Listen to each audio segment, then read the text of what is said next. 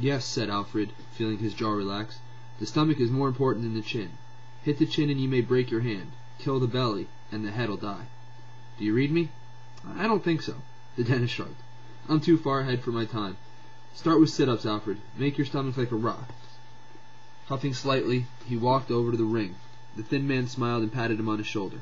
Alfred walked over to the floor mats. Two boys in gym clothes and boxing shoes were balancing themselves on their shoulders, kicking their legs up in the air. One was the skinny white boy. The other was a well-built and light-skinned with reddish hair. Alfred waited until they finished the exercise before he lowered himself down to the mat. "You gonna work out in street clothes?" asked the redhead. "All I got," said Alfred. "Let any trash in nowadays," he grumbled, rolling over and starting push-ups. Alfred stretched out on his back and put his hands under his head and pointed his toes. He jerked up fast and went back down, jerked up fast again. In high school gym class he had always been good at sit-ups. "What do you call them?" asked the redhead. "Sit-ups." "Huh, you hear that, Denny? He calls them sit-ups." The redhead laughed and poked the white boy. "So how do you do 'em then, Red?" said Denny, looking annoyed. "Don't waste my time with trash," said Red, getting up and walking away. "Let me show you," said Denny, rolling over on his back. The scrawny boy came up very slowly, quivering with the strain, folding over until his face and his knees were almost touching, when Denny went back down again even more slowly. "Thanks," said Alfred. "You bet," said Denny. Alfred tried it, coming up slowly, inch by inch, fighting to keep his legs straight and his heels on the mat as his shoulders began to quiver and the muscles in his stomach tightening painfully.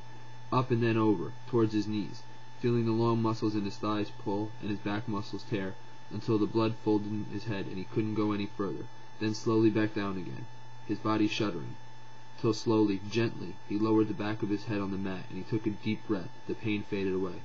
"That right?" he asked, but Denny was already on the other side of the room, skipping rope. The second sit-up was harder than the first, and the third was harder still. By the fourth his muscles began to get warm, like a car engine heating up on a cold morning, and they stopped struggling against each other. He did 20 sit-ups before he fell back exhausted. Not bad, he thought. Been such a long time. He sat up and looked around. Dr. Corey and the thin man were talking at ringside. Boxers were running all over the gym. No Henry. He turned over and started on push-ups, slowly, concentrating on keeping his body straight. After 34 push-ups, his arms felt rubbery. "Hey, Alfred, been here long?" Henry dragged up a box under his arm.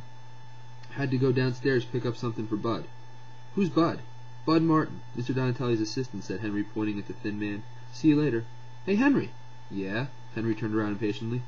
Alfred tried to think of something to say, anything to keep Henry from leaving. His eyes fell on the sign. "Do I have to pay my $2 now?" "No, when you can spare it easy. If you can't pay, Mr. Donatelli won't throw you out." "Henry," called Bud Martin. "Right there." Alfred did a few more sit-ups, but the sweat running under his street clothes began to inch. Some of the boxers were weighing themselves and joking and drifting off into the shower room behind the rusty lockers.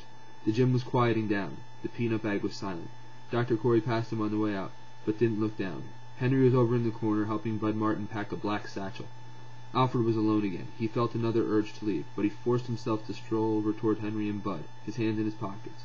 Casual, so no one could tell he felt out of place. Up close, Alfred could see Bud Martin's ribs pushing through his tattered T-shirt, but the bony hands were sure and quick as the old man stuffed small jars and rolls of tape into a vase. "Hey, Bud," shouted Red, shouldering past Alfred. Bud didn't look up. "Need some more cotton tips, Henry." "Sure." Henry disappeared back into the dressing room. "I'm talking to you, Bud," said Red. "Talk," snapped Bud. "I need my hands taped." "You learn to do it yourself." "Willie Streeter didn't have to do it himself." Bud looked up, his black eyes hard in the skull face.